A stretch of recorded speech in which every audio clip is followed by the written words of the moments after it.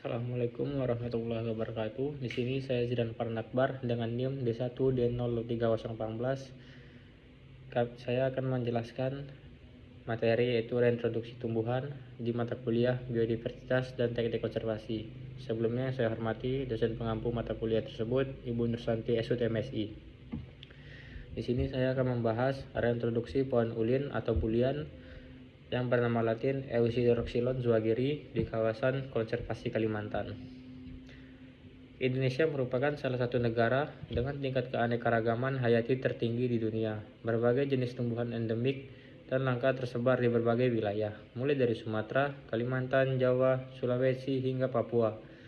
Namun meningkatnya aktivitas manusia seperti penambangan hutan, pembukaan lahan, perkebunan, pembangunan infrastruktur, pertambangan, serta kebakaran hutan telah menyebabkan banyak spesies tumbuhan mengalami penurunan populasi secara drastis.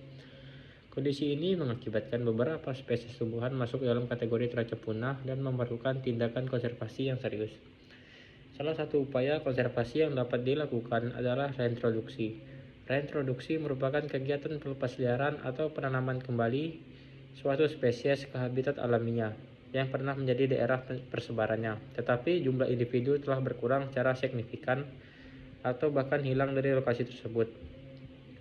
Reintroduksi bertujuan untuk memulihkan populasi suatu spesies sehingga dapat kembali menjalankan fungsi ekologisnya di dalam ekosistem. Program reintroduksi tumbuhan menjadi salah satu metode konservasi yang banyak diterapkan di berbagai negara karena dianggap mampu meningkatkan jumlah populasi spesies yang terancam punah. Selain itu, kegiatan ini juga membantu menjaga keanekaragaman genetik dan memperbaiki kondisi ekosistem yang telah mengalami kerusakan. Meskipun demikian, keberhasilan reintroduksi sangat dipengaruhi oleh berbagai faktor seperti kesesuaian habitat, kualitas bibit, kondisi lingkungan, serta pengelolaan secara penanaman. Salah satu tumbuhan yang menjadi fokus konservasi melalui program introduksi adalah pohon ulin atau Eusinoxylon zwageri. Ulin dikenal sebagai kayu besi karena memiliki kayu yang sangat keras, kuat, dan tahan terhadap pelapukan. Pohon ini merupakan salah satu spesies khas hutan hujan tropis Kalimantan yang memiliki nilai ekonomi tinggi, sehingga sering dieksploitasi secara berlebihan. Akibatnya, populasi ulin di alam terus mengalami penurunan dan keberadaannya semakin sulit ditemukan pada beberapa wilayah persebaran lainnya. Berikutnya yaitu tujuan program reintroduksi. Program reintroduksi pohon ulin memiliki beberapa tujuan penting. Tujuan utama adalah meningkatkan jumlah individu ulin di habitat alaminya, sehingga populasi yang telah menurun dapat kembali pulih.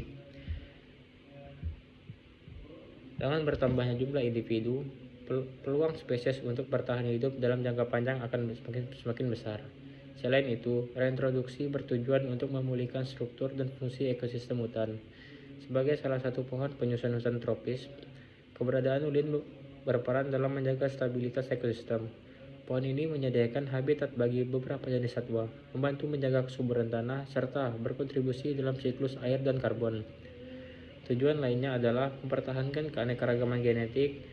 Populasi yang terlalu kecil rentan mengalami penurunan variasi genetik, sehingga kemampuan adaptasinya terhadap perubahan lingkungan menjadi berkurang. Melalui reintroduksi yang menggunakan bibit dari berbagai sumber induk, keragaman genetik dapat dipertahankan sehingga populasi menjadi lebih sehat dan tahan terhadap berbagai tekanan lingkungan. Tahapan pelaksanaan reintroduksi. Yang pertama yaitu survei dan penentuan lokasi. Tahap pertama dalam program reintroduksi adalah melakukan survei lapangan untuk menentukan lokasi yang sesuai. Lokasi yang dipilih harus memiliki kondisi lingkungan yang mendukung pertumbuhan ulin, seperti curah hujan yang cukup, jenis tanah yang sesuai, serta tingkat gangguan manusia yang rendah. Tim konservasi biasanya melakukan analisis terhadap kondisi vegetasi, topografi, ketersediaan sumber air, dan keberadaan spesies lain yang dapat mempengaruhi pertumbuhan ulin. Informasi ini sangat penting untuk memastikan bahwa habitat yang dipilih mampu mendukung kelangsungan hidup tanaman yang akan direintroduksi. Lokasi yang ideal umumnya berada di kawasan konservasi seperti taman nasional, hutan lindung, taman hutan raya, atau kawasan konservasi lainnya yang memiliki perlindungan hukum sehingga risiko gangguan manusia dapat diminimalkan. 2. Pengumpulan benih dan material genetik. Setelah lokasi ditentukan, tahap berikutnya adalah pengumpulan benih dari pohon induk yang sehat. Pohon induk yang dipilih berdasarkan kondisi fisik yang baik, bebas penyakit, dan memiliki karakter pertumbuhan yang optimal. Pengumpulan benih dilakukan dari berbagai individu yang berada untuk berbeda untuk menjaga keragaman genetik. Semakin tinggi variasi genetik yang dimiliki bibit hasil pembibitan, semakin besar peluang populasi hasil reproduksi untuk bertahan terhadap perubahan lingkungan dan serangan penyakit. Benih yang dikumpulkan kemudian disortir untuk memisahkan benih berkualitas baik dari benih yang rusak atau tidak layak tumbuh. 3. Pembibitan di persemaian. Benih yang lolos seleksi kemudian disemaikan di persemaian. Pada tahap ini dilakukan berbagai kegiatan seperti penyiraman, pemupukan, pengendalian hama, dan pemberian naungan. Pembibitan merupakan tahapan yang sangat penting karena kualitas bibit akan menentukan tingkat keberhasilan reintroduksi di lapangan. Bibit yang sehat memiliki sistem perakaran yang baik, batang yang kokoh, serta kemampuan adaptasi yang lebih tinggi ketika dipindahkan ke habitat alami. Bibit biasanya dipelihara selama beberapa bulan hingga mencapai ukuran yang dianggap cukup kuat untuk ditanam di lapangan. Selama proses tersebut, dilakukan seleksi berkala untuk memastikan hanya bibit terbaik yang digunakan dalam program reintroduksi. 4. Penanaman habitat alami. Tahap penanaman umumnya dilakukan pada awal musim hujan. Pemilihan waktu ini bertujuan agar bibit memperoleh pasokan air yang cukup, sehingga dapat beradaptasi dengan lingkungan baru. Lubang tanam dibuat sesuai ukuran bibit yang akan ditanam. Setelah bibit dimasukkan ke dalam lubang, tanah di sekitar akar akan dipadatkan secara perlahan untuk menjaga stabilitas tanaman. Pada beberapa lokasi, ajir dipasang sebagai penyangga agar bibit tidak mudah roboh akibat angin atau gangguan satwa. Penanaman sering dilakukan secara berkelompok untuk meningkatkan peluang terjadinya reintroduksi alami pada masa mendatang. Selain itu, pola penanaman juga mempertimbangkan kondisi vegetasi sekitar, agar bibit memperoleh cahaya yang cukup untuk pertumbuhannya. Yang kelima yaitu monitoring dan evaluasi. Monitoring merupakan tahapan yang berlangsung paling lama dalam program reintroduksi. Kegiatan ini dilakukan secara berkala untuk mengetahui tingkat keberhasilan program yang telah dilaksanakan. Parameter yang diamati meliputi persentase hidup bibit, pertumbuhan tinggi tanaman, pertambahan diameter batang, kondisi kesehatan tanaman, serta gangguan yang terjadi di lapangan. Data hasil monitoring digunakan untuk mengevaluasi efektivitas metode yang diterapkan dan menentukan tindakan perbaikan apabila diperlukan. Monitoring biasanya dilakukan selama beberapa tahun karena pohon ulin memiliki pertumbuhan yang lambat. Oleh karena itu, keberhasilan reintroduksi tidak dapat dinilai hanya dalam waktu singkat. Hasil dan dampak reintroduksi. Program reintroduksi yang dilakukan di berbagai kawasan konservasi menunjukkan bahwa sebagian besar bibit ulin mampu bertahan hidup dengan tingkat keberhasilan yang cukup tinggi. Apabila habitat yang dipilih sesuai dengan pemeliharaan dilakukan secara baik, keberhasilan reintroduksi memberikan dampak positif terhadap upaya konservasi spesies.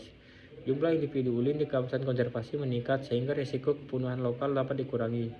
Selain itu, keberadaan pohon-pohon muda hasil reintroduksi memberikan harapan bagi terbentuknya populasi baru yang dapat berkembang secara alami pada masa mendatang. Dari sisi ekologi, peningkatan populasi ulin membantu memperbaiki struktur hutan dan meningkatkan keanekaragaman hayati. Pohon yang tumbuh akan menyediakan habitat bagi berbagai organisme lain sehingga fungsi ekosistem dapat berjalan lebih optimal.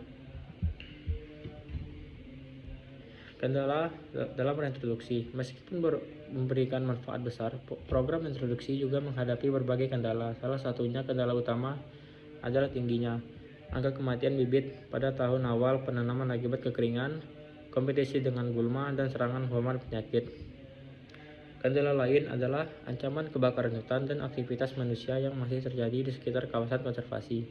Oleh karena itu, keberhasilan reintroduksi tidak hanya tergantung pada teknik penanaman, tetapi juga pada perlindungan habitat dan keterlibatan masyarakat dalam kegiatan konservasi. Kesimpulannya, reintroduksi merupakan salah satu teknik konservasi yang efektif untuk memulihkan populasi tumbuhan yang terancam punah di habitat alamiah. Studi kasus reintroduksi pohon ulin atau F. Cederoxylon zwageri menunjukkan bahwa keberhasilan program sangat dipengaruhi oleh pemilihan lokasi yang tepat, kualitas bibit yang baik, dan metode penanaman yang sesuai, serta monitoring jangka panjang. Sekian pemaparan materi dari saya akhiri. Wassalamualaikum warahmatullahi wabarakatuh.